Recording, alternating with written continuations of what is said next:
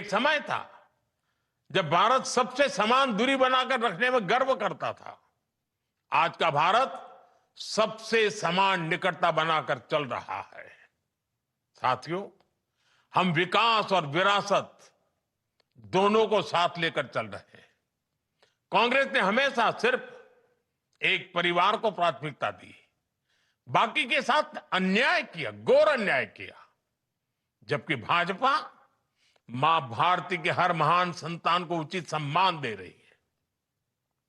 नेताजी सुभाष बाबू के नाम पर पराक्रम दिवस, अंडमान में उनकी प्रेरणा से द्वीपों के नाम, 26 जनवरी की परेड में आजाद हिंद फौज को सैल्यूट, ऐसे कितने ही काम हुए हैं जो कांग्रेस सरकार में सोचे तक नहीं जाते।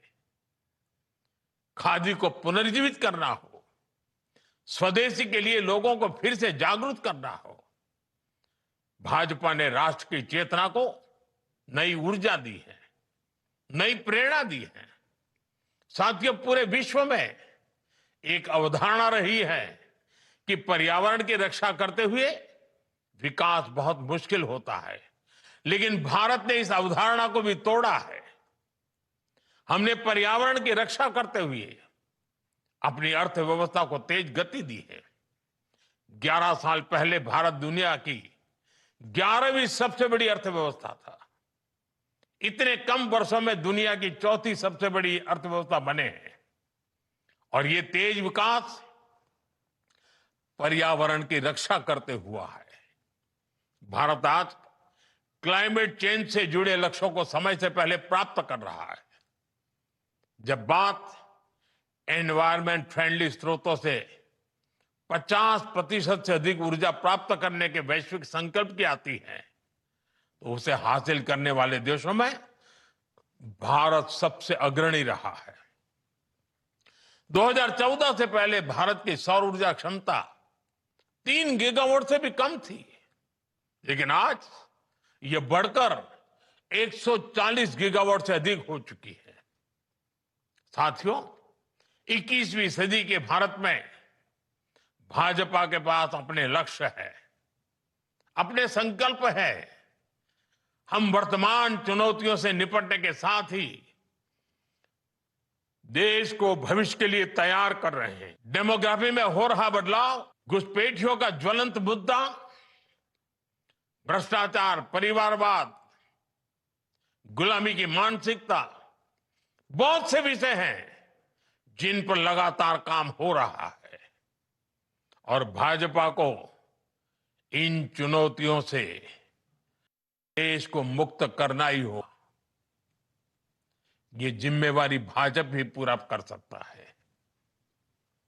हमारी ईमानदार कोशिश है कि उसके नतीजे भूतकाल गवाह है, परिणाम सकारात्मक रहे हैं, आगे भी रहेंगे। देश जानता है हर चुनौतियों का सामना करने के लिए भारतीय जनता पार्टी ईमानदारी से कोशिश करती है। आज भी करते हैं, आगे भी करते हैं। पहले भी सकारात्मक नतीजे मिले हैं, आगे भी सकारात्मक नतीजे मिलने वाले हैं। साथियों, अंग्रेजों के दौर के सैकड़ों काले कानूनों का अंत, लोकतंत्र के लिए नए संसद भवन का निर्माण, सामान्य समाज के गरीबों के लिए 10% आरक्षण, कानून बनाकर 3 तलाक पर रोक, सीएए का कानून, अयोध्या में राम मंदिर का निर्माण, ऐसे कितने ही काम है जो भाजपा के ईमानदार प्रयासों का नतीजा है। और हमारा मिशन अभी भी जारी है।